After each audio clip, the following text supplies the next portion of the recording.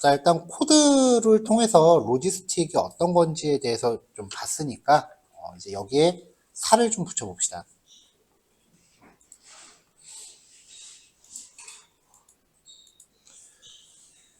자, 로지스틱이라고 하는 거는 이제 종속 변수가 범주형인 경우에 대한 회귀 분석이에요.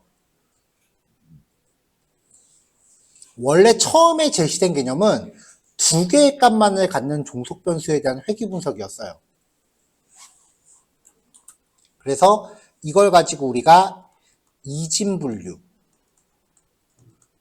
다른 말로 이항분류라고 불렀었어요. 근데 나중에 여러 개의 값을 갖는 명목형 종속 변수에도 적용이 되면서 이제 분류 기능을 띄기 시작을 해요. 자, 우리는 아까 결과치로 종속 변수 자체가 범주가 이제 0하고 1밖에 없었으니까 이제 예측 값이 아까 0이냐 1이냐 이걸로만 봤었죠. 근데 실제로는 이렇게 딱 떨어지게 나오는 게 아니라 값을 보면은 0일 확률이 뭐 0.32다. 1일 확률이 0.68이다. 이런 식으로 나와요.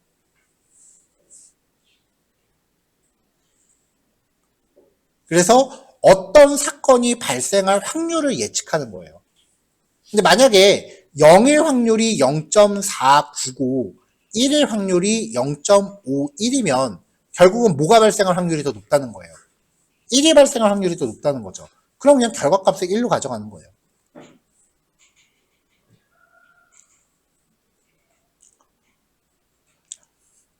자, 그래서 사용 예시가 크게 봤을 때 이제 모 아니면 도로 판별할 수 있는 거의 대부분의 실무에서 쓰여요. 금융권에서 이제 고객의 신용도 평가를 위해서 신용도가 우량이 될 가능성 A, 그 다음에 불량이 될 가능성 B를 예측한다. 그럼 결과적으로 이 퍼센테이지를 통해서 이 고객의 신용도는 잠재적으로 뭐 우량일 것이다 혹은 불량일 것이다를 판단하는 거죠. 통신사에서 특정 고객이 2년 약정 종료 후에 번호 이동으로 타 통신사로 갈 확률 A, 기기 변경으로 남아있을 것인지 B를 예측한다. 제일 많이 쓰이는 게 의학 분야인데요. 음성일 확률 A%, 양성일 확률 B%, 이거를 측정을 해요. 그래서 그 의학 쪽에서는 로지스틱을 진짜 많이 써요. 얘네는 맨날 양성, 음성 이것만 따지는 애들이니까.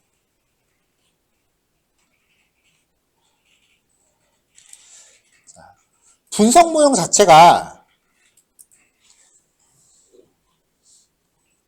일반화했을 때 회귀 분석은 이게 선형이 되는 게 가장 이상적인 거잖아요. 얘는 S형 곡선으로 나와요. 그래서 Y축이 이제 확률이라고 했을 때 0.5를 기준으로 위에 떨어지느냐 아래 떨어지느냐를 봐요. 그래서 종속 변수 값, 즉 확률이 0.5보다 크면은 그 사건이 일어난다고 보는 거고요.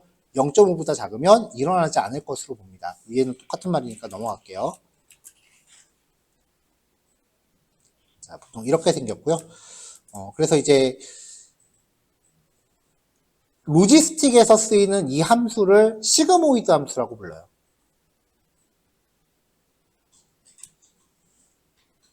자, 로지스틱 회귀도 선형회귀처럼 이제 가정이 몇 가지가 있긴 한데요. 선형회귀처럼 그렇게 빡빡하진 않습니다. 일단 종속 변수가 이분형, 명목형이어야 된다는 거고, 독립 변수 같은 경우는 수준, 구간 수준, 그러니까 그 수치형 변수이거나 범주형이 될 수도 있어요. 근데 범주형은 더미 변수 인코딩된 상태여야 돼요. 그리고 판별 분석, 우리가 앞에서 봤었던 일반적인 그 분포 과정을 따르질 않아요, 잘. 그럼에도 불구하고 정규 분포를 따르면 좀 더 안정적으로 적용될 수는 있어요. 그러니까 정규 분포는 국룰이야, 사실은.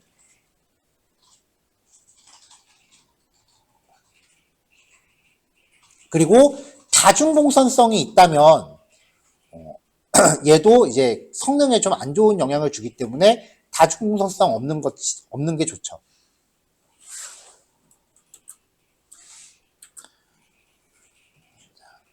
자, 여기에 관련된 내용은 이제 나중에 이제 독립변수 보고할 때 그때 확인하기로 하고, 그럼 일단 전체적인 성능 평가는 어떻게 하느냐?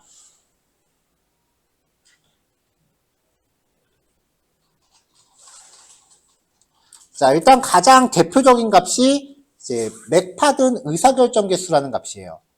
흔히 그냥 그 포저 R스퀘어라고 부르는데 의사결정 개수라고 불러요. 자, 얘도 이제 0에서 1 사이의 값을 갖고요. 값이 높을수록 좋습니다. 선형에게 봤을 때처럼 스테이스 모델스 패키지를 사용하면 그냥 한 방에 그 타이블로 나오는 표로 딱 출력되면서 R처럼 한 방에 딱 하고 나오는데, 사이클런으로 머신러닝 돌리면은 이제 매트릭 서브 패키지 안에 로그 로스라는 함수가 있어요.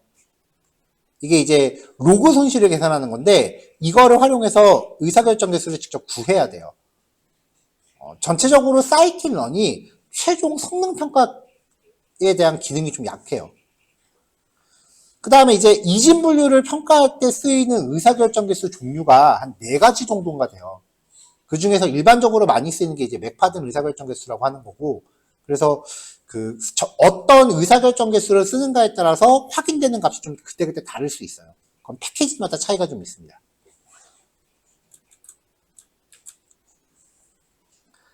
자, 그 다음에 이제 혼동행렬이라는 게 있어요. 사실 이걸로 평가를 해요. 거의 대부분의 경우에. TNFP, FNTP라고 불리우는 값인데요. 네, 밑에 적어놨어요. TN, True 네거티브, 네거티브 네거티브. False 포지티브, 네거티브 포지티브. False 네거티브, 포지티브 네거티브. True 포지티브, 포지티브 포지티브.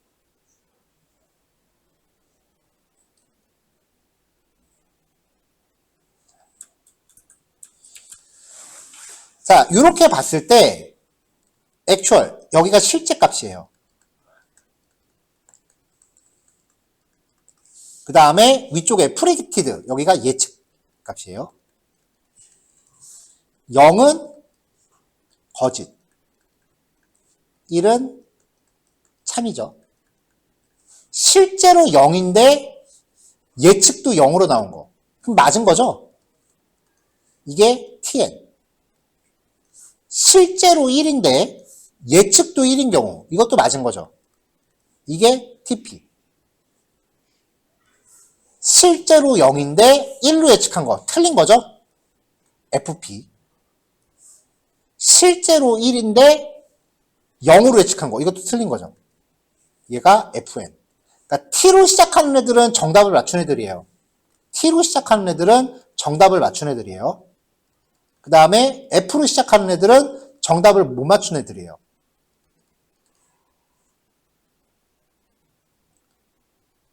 뒤에 N이냐 P냐는 별로 중요하지 않아.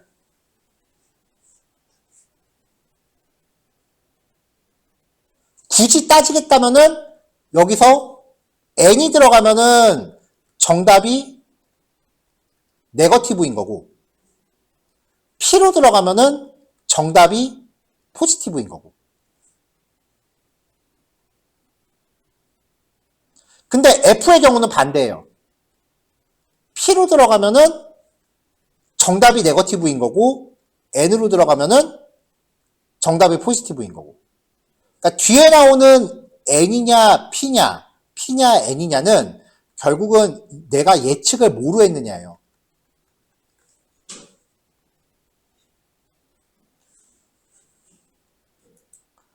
자, 예를 들어서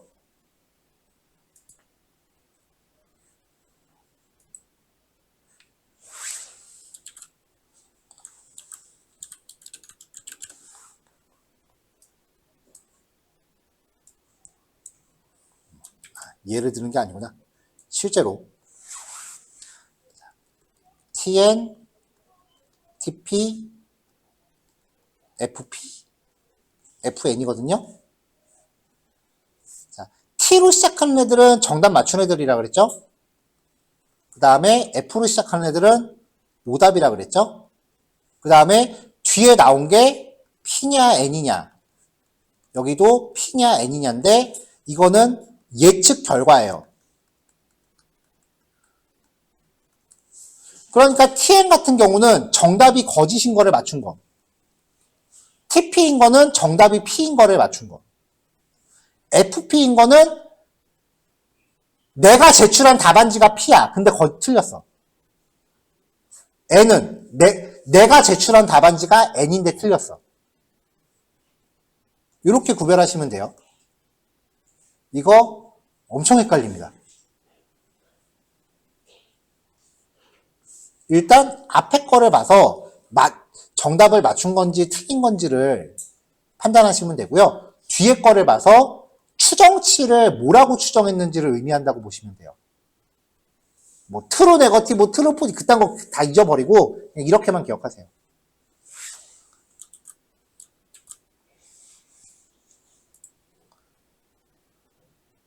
자, 예를 들어 봅시다.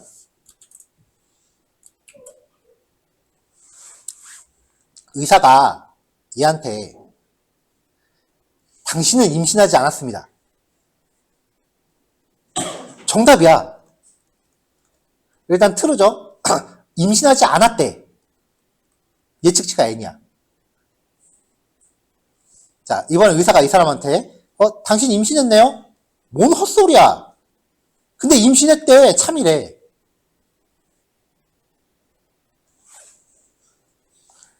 자, 이번에는 의사가 이분한테 임신하지 않으셨어요. 근데 배 봐요. 이게 또 헛소리지. 근데 임신하지 않았대. 자, 이번에는 임신하셨네요. 애기 들어있는 배잖아요. 그러니까 정답을 맞췄어. 트루야. 그리고 임신했대. 긍정이네.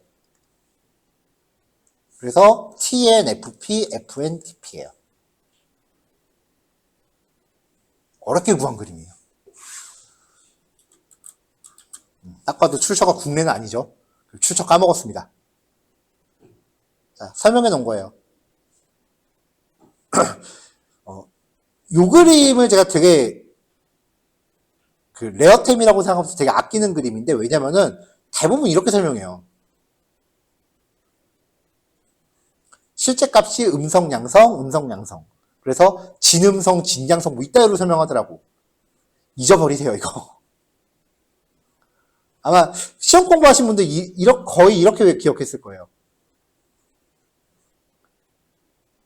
자, 일단은 아까 했었던 그 로지스틱 예제를 다시 재현을 한 다음에 그 의사결정 개수랑 이 혼동행렬이라는 것까지만 먼저 확인을 해볼 거예요. 이제 혼동행렬이 나오면 그때부터 진짜 혼동의 도가니야.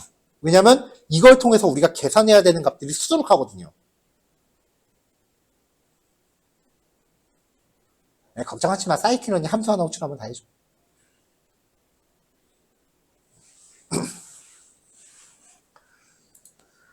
자.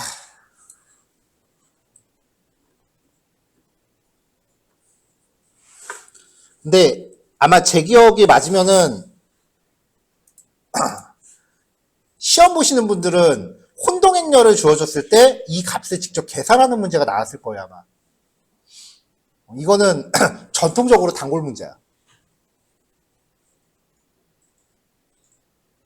근데 보시다시피 공식이 겁나 헷갈립니다 이거.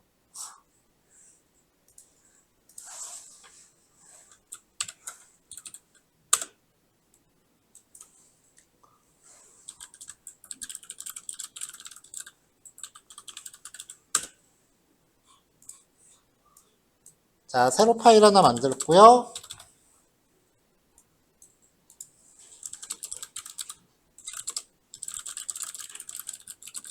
자, 로지스틱 회계의 성능평가 지표입니다. 자세한 설명은 readme.md 파일 참조하시면 돼요.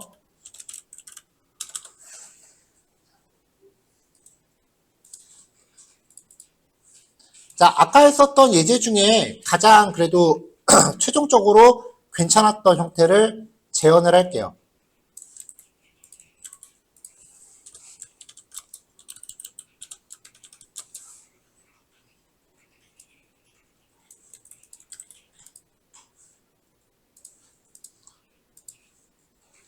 자, 코드 가져왔고, 그 다음에 데이터 가져와야겠죠?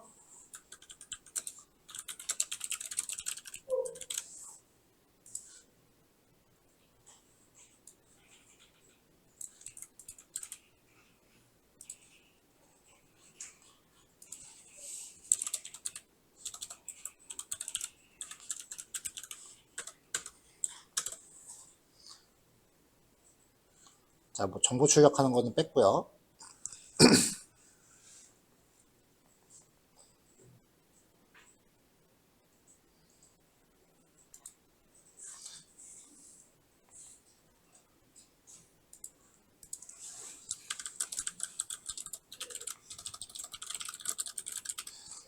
자, 전처리 좀 하고 넘어갈게요.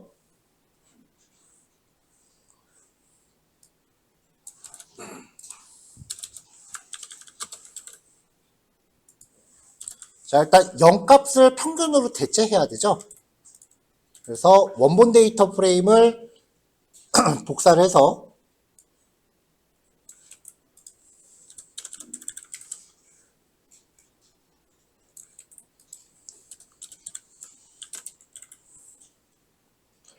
원본 데이터 프레임 복사해서 일단 0을 전부 결측치로 바꿨고요.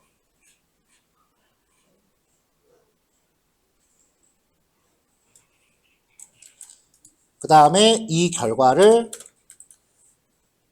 util.py 안에 있는 함수한테 전달해서 평균값으로 다 대체를 시켰습니다.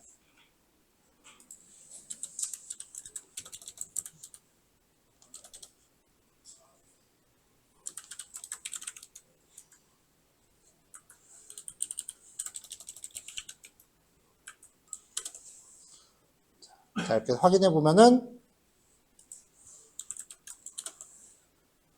자, 평균값이 이제 0인 항목이 없어졌죠. 맨 위에 거는 임시했으니까 0이 있을 수 있어요.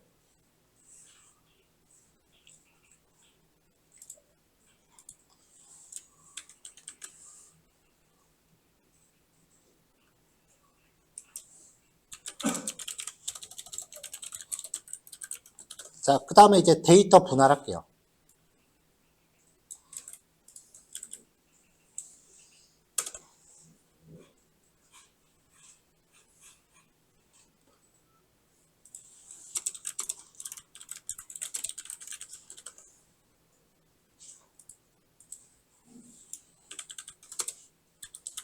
자, 마지막으로 로지스틱 분석 모형 만들면 되겠죠.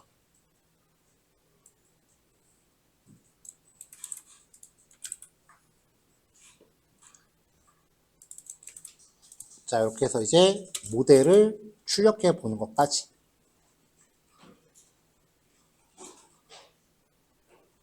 아, 표준화를 안 했구나.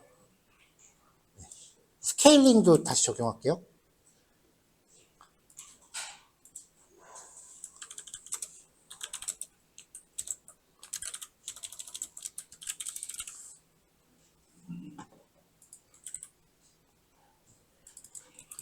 자, 스케일링 적용하고 스케일링 적용된 df3로 다시 분할하겠습니다.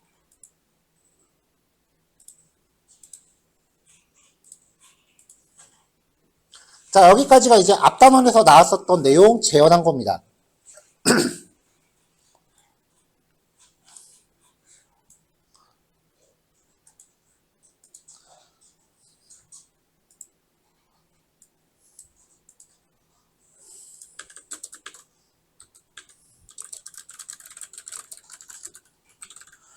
자, 로지스틱의 예측값부터 이야기를 시작하죠.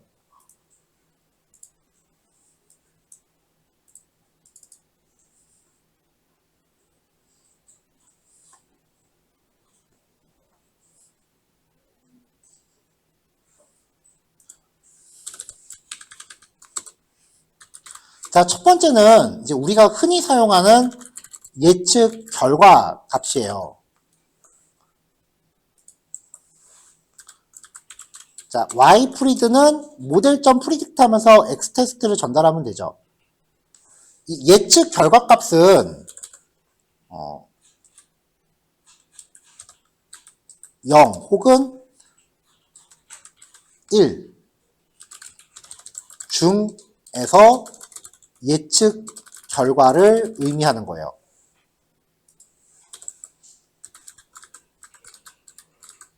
자, 5개만 출력할게요. 다 출력하면 너무 많으니까.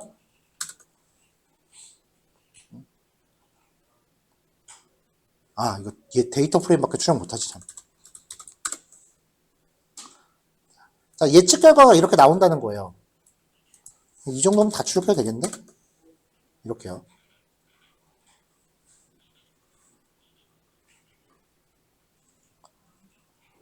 자, 근데 이거 말고 로지스틱에서는 다른 형태의 예측 결과가 또 있어요.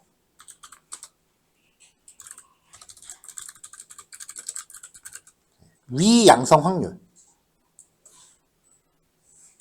그러니까 0으로 분류될 확률과 1로 분류될 확률을 의미하는 결과예요. 그래서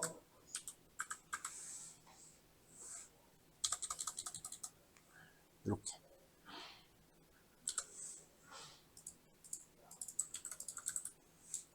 얘는 좀 어지럽게 나와요.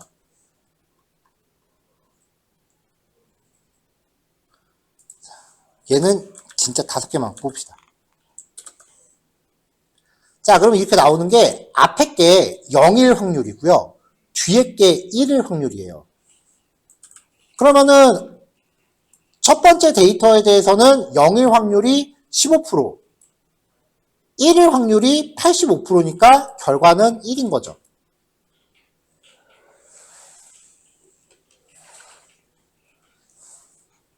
꽤 많은 코드가 이렇게 돼 있을 때 여기 뒤에 이렇게 붙여요. 이렇게. 이게 무슨 말이냐면 행에 대해서는 처음부터 끝까지, 그러니까 행에 대해서는 처음부터 끝까지고 열에 대해서는 1번째 값만 취하겠다는 거예요. 이렇게.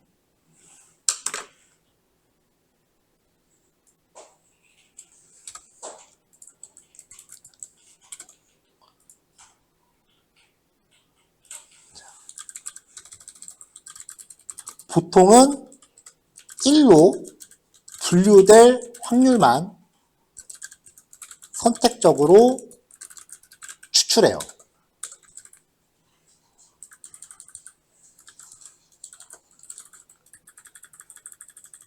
이렇게. 왜 이렇게 하느냐? 여기 뒤에 이렇게 1,1. 왜 이렇게 하느냐? 0으로 분류될 확률은 여기서 1 빼버리면 1에서 이거 빼면 되잖아요. 어차피 뭐 아니면 도니까. 근데 이항 분류할 때는 이게 먹히는데 다항 분류로 넘어가면 이게 안 먹혀. 종속 변수가 0, 1, 2, 3이면은 1에서 빼서 해결이 안 되죠. 그래서 저 개인적으로 요거는 일종의 임시 방편 같아서 썩 그렇게 좋아하진 않아요.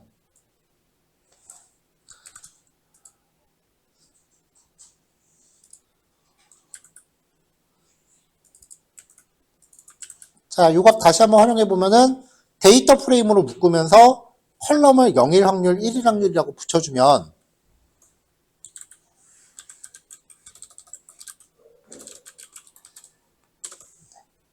이렇게 좀 이쁘게 볼 수 있습니다.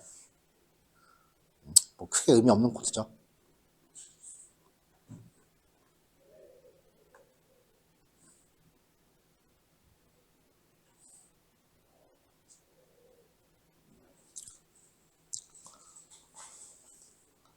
자, 그러면 이게 거기에서 나온 예측 결과인데 선형외기 같은 경우는 실제 y-값에서 얘를 빼가지고 잔차라는 값을 받잖아요. 그럼 로지스틱은 이렇게 하면 안 되지. 실제 y-값과 이게 같은지를 봐야죠. 그래서 같으면 true, 다르면 false. 그래서 맞췄는지 틀렸는지를 봐야죠. 로지스틱은 잔차를 뽑지 않습니다. 얘는 잔차 뽑으면 큰일 나. 실제 값이 1이고 예측 값이 1인데 빼버리면 0이잖아요. 그럼 트루 팔스라 보면 거짓이 돼버리니까 못 맞췄다가 돼버려. 굳이 이렇게 하고 싶으면 이걸 또 1에서 빼야지 뭐.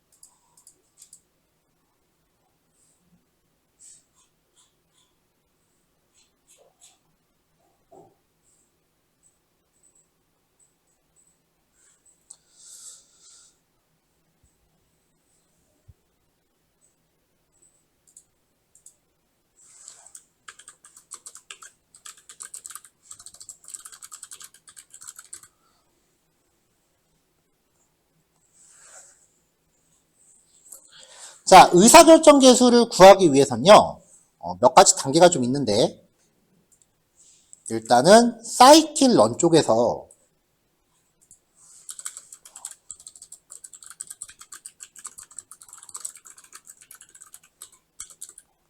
로그 로스라고 하는 로그 손실값을 구하는 함수예요. 얘를 하나 임포트를 합니다. 여기 지금 제가 데이터 프레임을 계속 임포트하고 있긴 한데 이게 임포트하는 이유가 임포트 안 하면은 비주얼 스튜디오 코드에서 이렇게 자꾸 빨간 줄 가서 임포트하는 거거든요. 근데 파이썬 상으로 봤을 때 다른 모듈에서 임포트한 거는 굳이 여기서 임포트 안 해도 됩니다. 왜냐면 다른 파일에서 임포트하고 있는 것까지 그대로 다 딸려와요.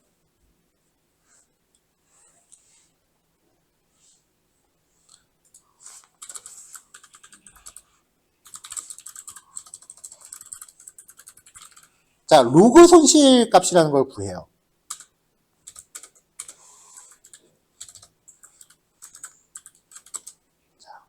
y 햇은 아까 참 예측값 다 구해놨지. 자, 로그 로스에다가 y 테스트하고 그 다음에 이 예측 확률 값을 구하고요. 여기에 표준화를 하지 말라고 해야 돼요.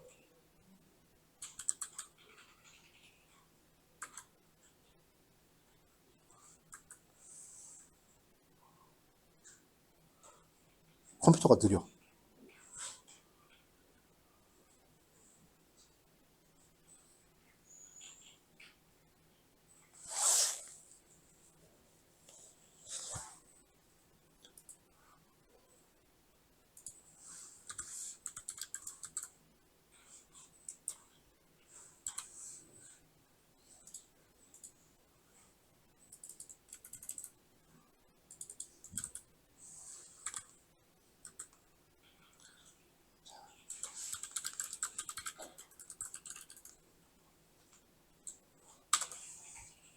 자, 먼저 요 값을 하나 구하고요.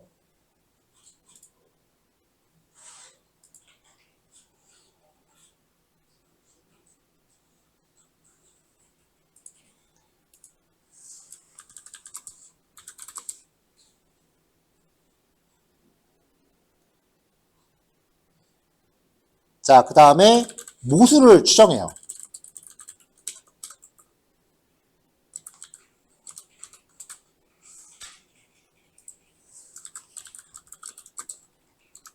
자, numpy 점 sum 하면서 y 테스트를 다 합산을 하고요.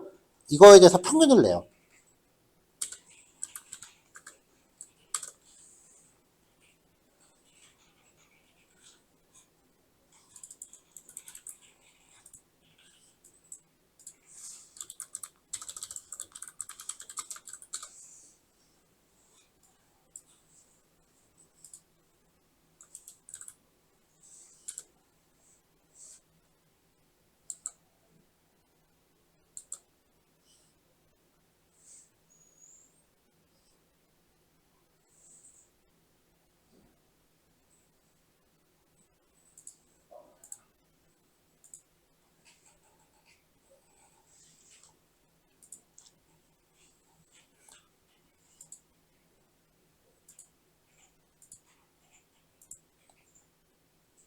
자, 이걸 사용해서 이제 로그 손실을 계산을 하는데,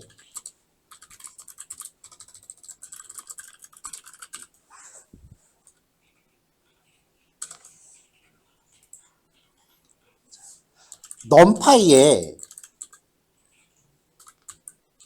once like라고 하는 함수가 있어요. 여기에다가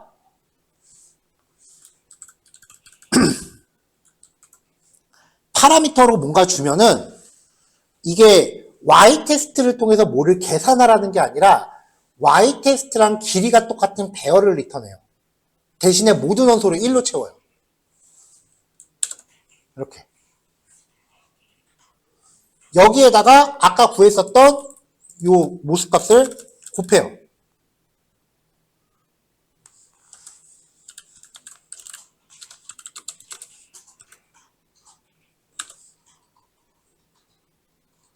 자, 이걸 가지고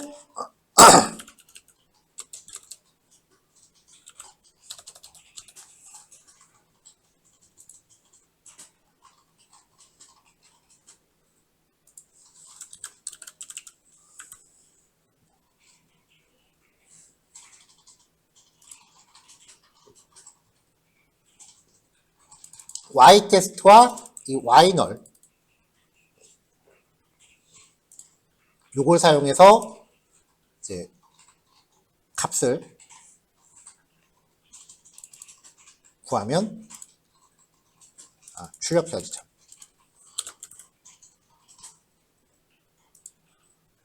이렇게 나오는데 이 값을 써서 최종적으로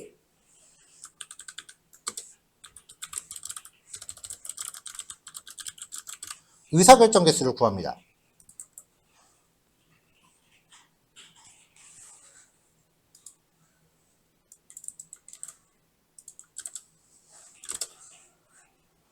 네, 이렇게.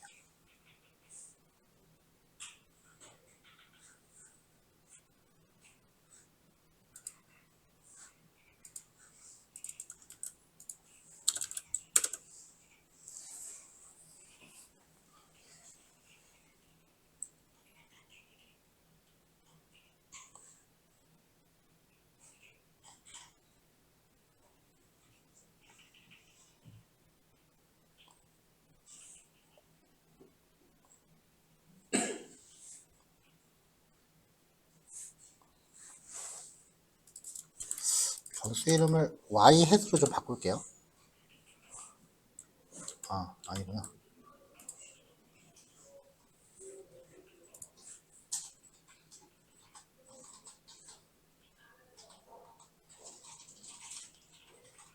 y테스트에 y.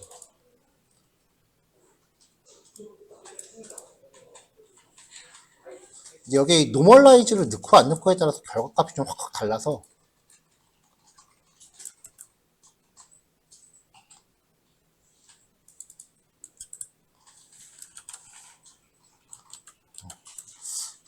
비교 좀 해봅시다.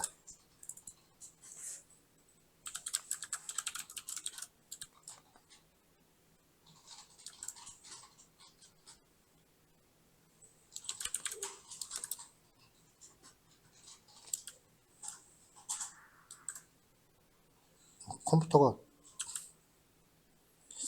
많이 안 쓰고 있는데 왜 이렇게 느리지?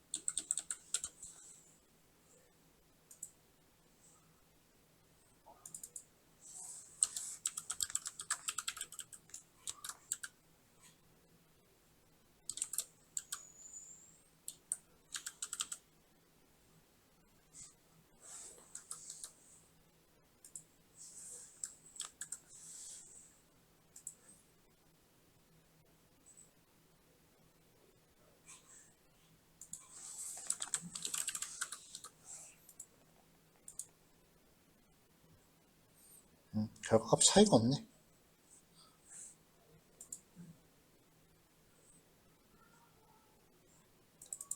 자, 요 값을 이제 의사결정 개수라고 해요. 근데 계산되는 값이 그렇게 썩 높질 않더라고요.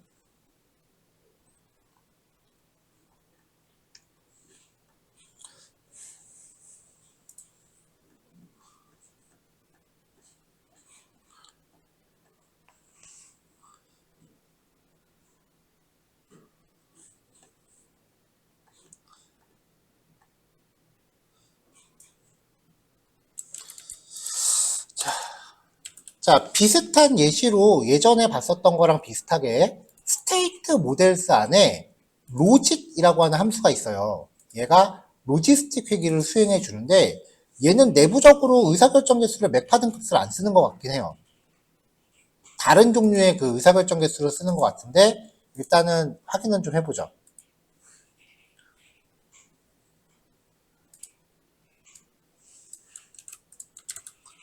자, 얘한테 전달할 데이터가 아까 우리가 만들었었던 df 몇이죠? df3.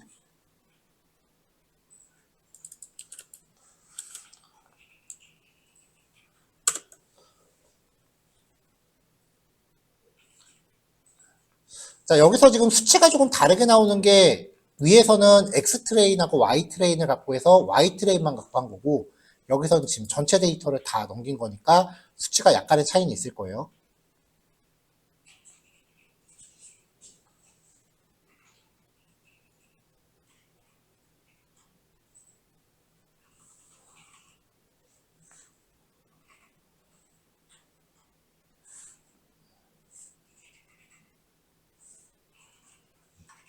여기에서 출력되는 값이랑 정말 똑같은 값을 확인하고자 할 때는 이 로그 로스 함수 적용할 때 마이너스를 붙이시면 돼요.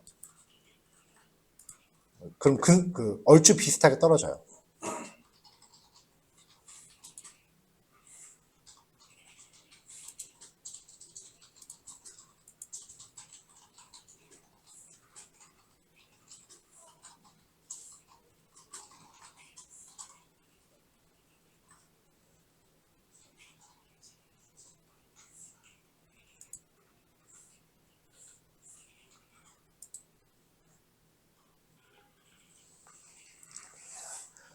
마이너스를 붙였어도 여기 마지막 의사결정 개수에 변함이 없는 게 마이너스 나누기 마이너스는 어차피 플러스니까 그런 거고요.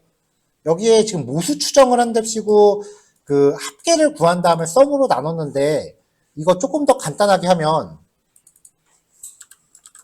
ytest.min 해버리면 되죠. 그러면은 요 단계 하나는 건너갈 수 있죠.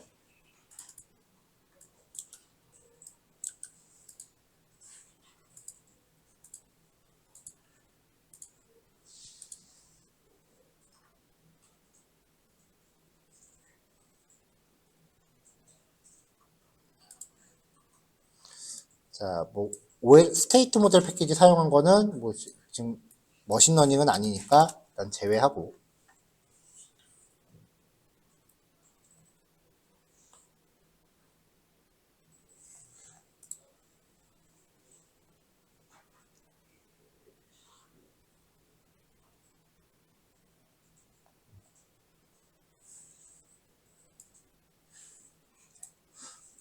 참고로 보여드리면은 같은 데이터로 미리 했을 때 0.27밖에 안 나와요.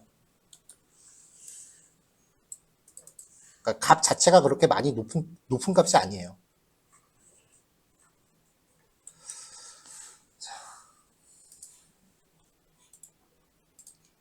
자, 그 다음에 이제 혼동 행렬이라고 하는 거를 봐야 된다고 했죠. 이 값이 높을수록 일단 좋은 거고, 그 다음에 혼동 행렬이라는 걸 통해서 좀 더 디테일한 지표들을 볼 수 있는데, 사실 이 의사결정 개수보다 더 많이 쓰이는 게 그 혼동 행렬, 그리고 거기에서 파생되는 계산값, 그리고 그 계산값들을 활용한 시각화 결과물인 ROC 커브라는 그래프예요.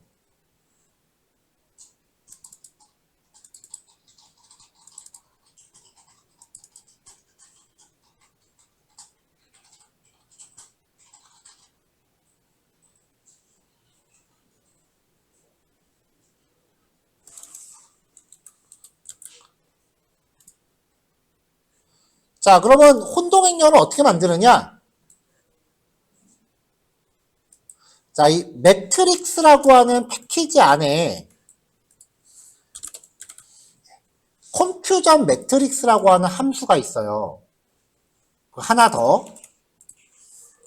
컴퓨전 매트릭스 디스플레이라고 하는 애도 있어요. 용도를 좀 나눌까요?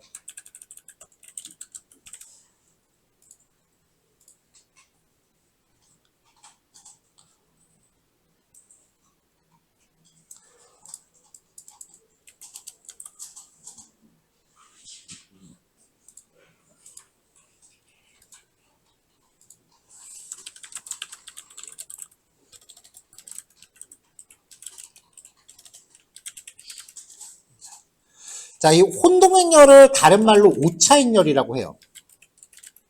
그래서 저는 혼동행렬이 발음하기가 좀 힘들어서 오차행렬이라는 말을 더 많이 쓰는데,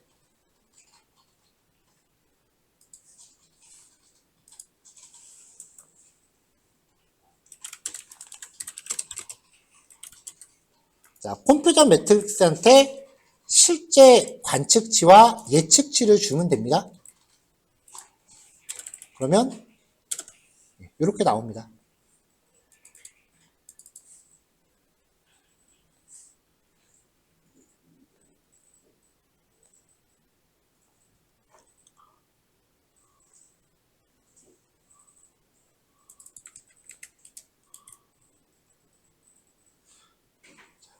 자, 이걸 시각화하기 위해서 히트맵을 쓰기도 해요.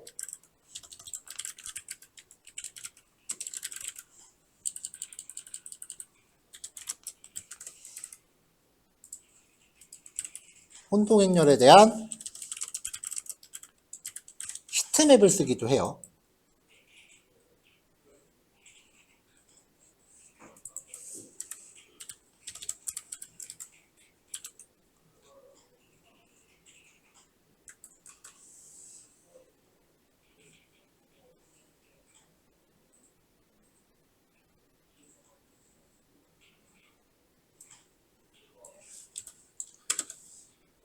이렇게 만들기도 하는데,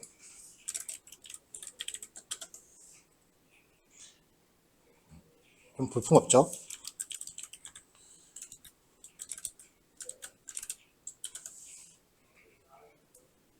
더 줄여야겠다.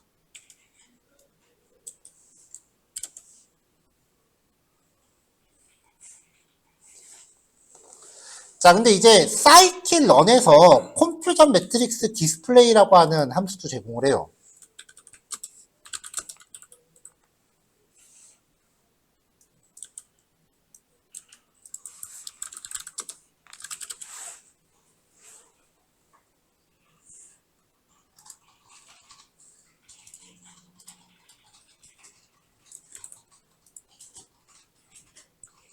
자, 컴퓨전 매트릭스 디스플레이 점 from predictions 라고 해서 첫 번째 파라미터에는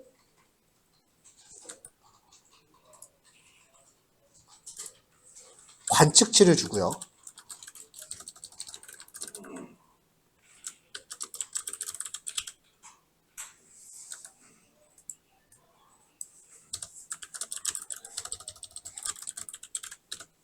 두 번째 파라미터에는 예측치를 주고요.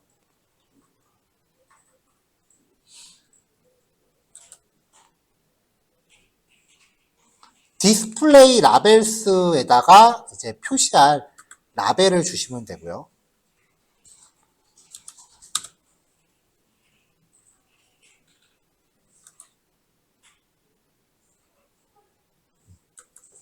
마지막으로 CMap이라는 파라미터에다가 팔레트 주시면 됩니다. 마지막으로 plt.show, plt.close. 자, 요거는 flow.py 파일에서 이미 plt 객체를 임포트 하고 있으므로 plt 객체 사용 가능하다고 그랬죠? 네, 이렇게 나와요. 네, 엄청 크네.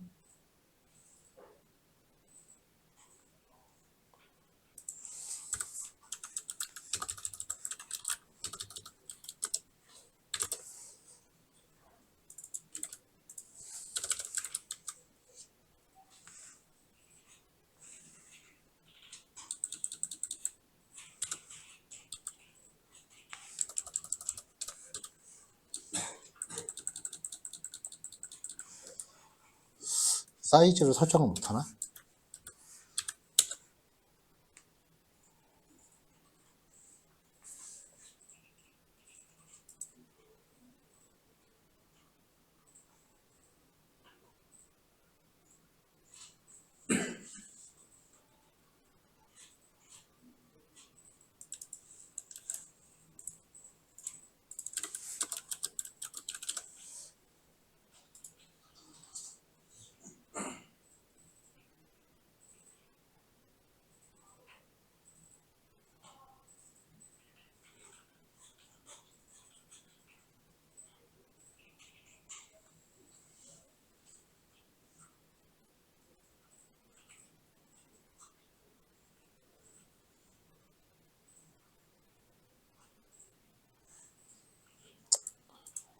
뭐 사이즈 이슈로 넘어갑시다.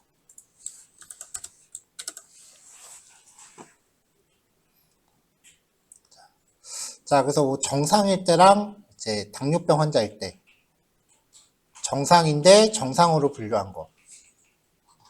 여기가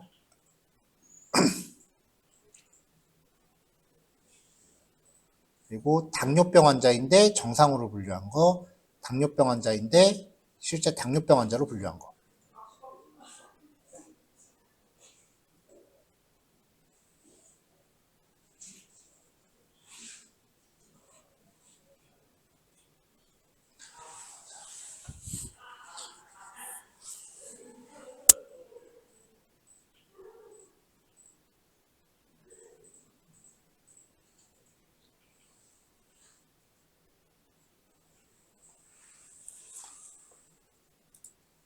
자, 일단 여기까지 먼저 진행할게요.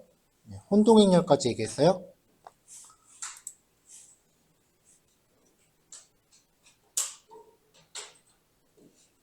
자, 코드 올라갔습니다.